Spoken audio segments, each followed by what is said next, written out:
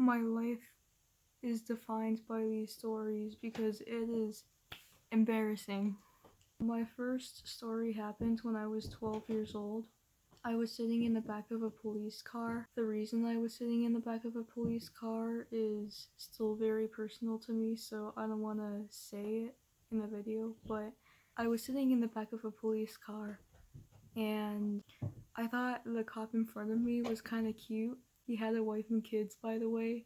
So I was just sitting there checking him out. I was staring at him, and he turns around and he goes, I didn't really react by some miracle. And he said that, oh, I was looking for your reaction because I thought you were looking at me for some reason. I was just sitting there thinking to myself, man, that was a close one. My second story happened when I was 14 in 8th grade. I was in band class.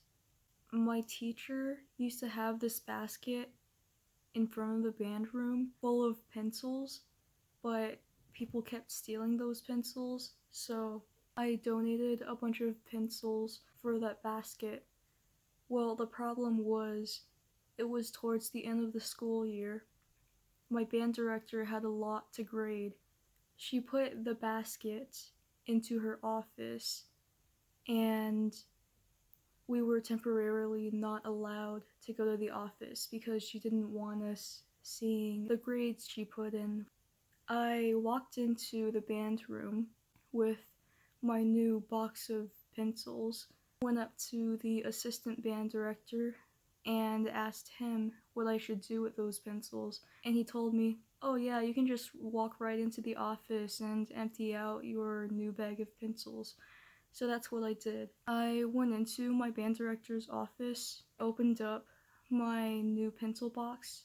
All of a sudden I heard yelling. It was the band director, and let me tell you guys, she was livid. She kept yelling at me, get out of my office! Whoever is in my office, I saw you, get out right now! I was a little bit confused because the assistant band director literally told me that I was allowed to go in there, so I walked out. When she saw me, she kept on yelling at me, and I was just standing there while she's going, why were you in my office? In front of the whole class. And then she finished her tangent with the sentence, unless you have the permission of myself or the assistant band director, you do not have permission to go into my office. So I just stood there with this stupid smile on my face, and I said, but I was. She asked by who, and I said, oh, it was Mr. Assistant Band Director. And the assistant band director had to chime in and say, oh yeah, she was just emptying out new pencils she bought for your basket. And the band director was just like, oh.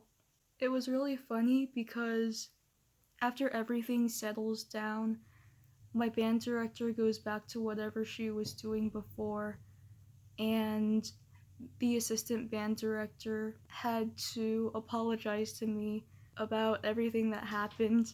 He said that I was so trustworthy that he didn't think such an event would occur, so that was pretty neat. My third story happened recently. I was in tennis practice and I was doing an exercise in which I was trying to throw balls over a net. My coach gave me these instructions to get 3 balls and then throw them. I didn't know if I should throw these balls one by one or all at once, so I asked my coach which one it was supposed to be. He told me it was supposed to be the first one I mentioned, so I immediately thought to myself, okay, so he wants me to hold all 3 balls in one hand and then throw them one by one. So that was what I tried. He saw me do it. There were other coaches around and they were all yelling at me to stop, but I didn't know what was going on because in my mind I thought that it was exactly what they told me to do. That was when I realized I could have just put 2 balls in my pocket and then throw the third one, and then keep throwing the balls until I run out. So that was a very stupid mistake of mine. I hope y'all enjoyed hearing about it, and that's the end of this video. Peace.